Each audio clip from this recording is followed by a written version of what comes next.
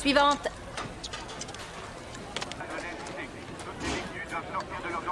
Suivante.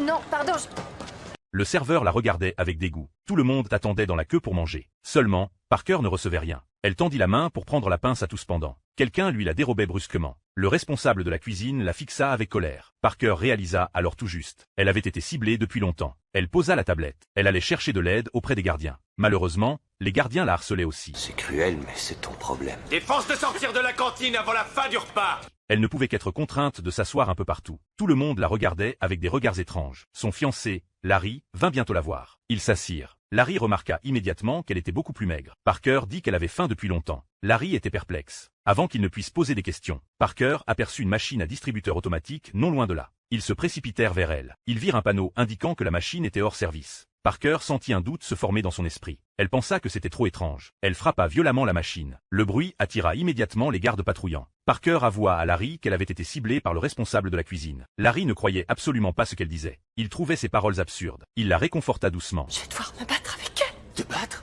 Je sais pas comment je dois me battre avec une Russe qui souffre du dos au moindre petit mouvement. Le temps de visite s'évanouit. Parker se tenait malgré elle à la porte de la zone de visite. Elle regardait Larry partir. À cet instant précis, le responsable du distributeur retirait le panneau de panne. Il se tourna vers Parker. Son visage était rempli de satisfaction.